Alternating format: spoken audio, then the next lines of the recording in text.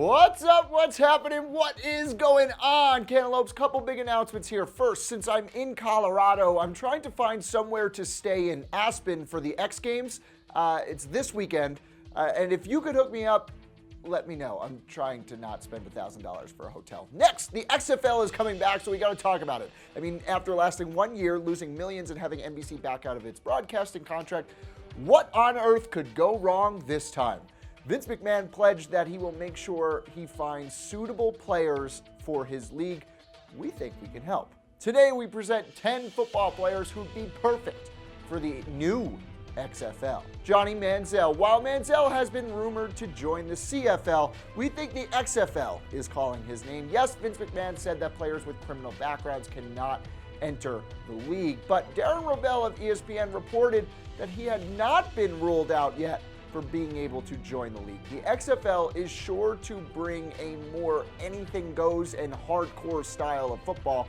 Manziel is perfect to bring in an audience. Darrelle Revis, if you do the math, an aging and slow Revis should be able to shut down aging and slow wide receivers. It'll look a lot like 25-year-old Darrelle Revis, the one we all knew and loved during his days with the Jets. And hey, he had an alleged assault charge dismissed in 2017, so no criminal background.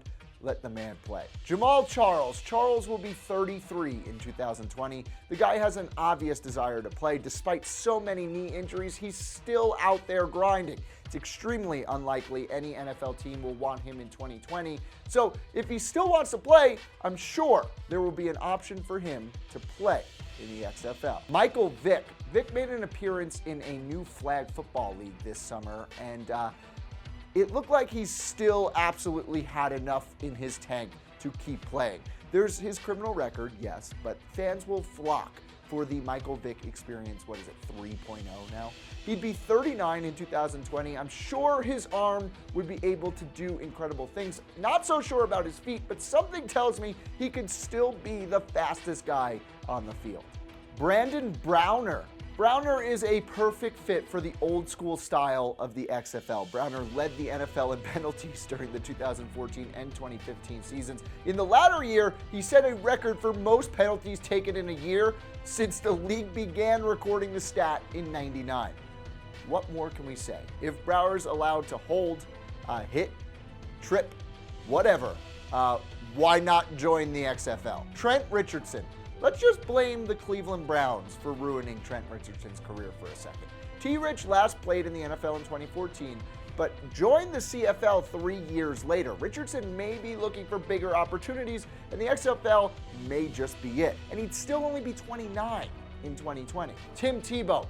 This is some sort of destiny for Tim. The man has been grinding since winning a playoff game for the Broncos and then never starting again in the NFL. He's tried minor league baseball where he sells out stadiums. Now it's time for Tebow to return to football.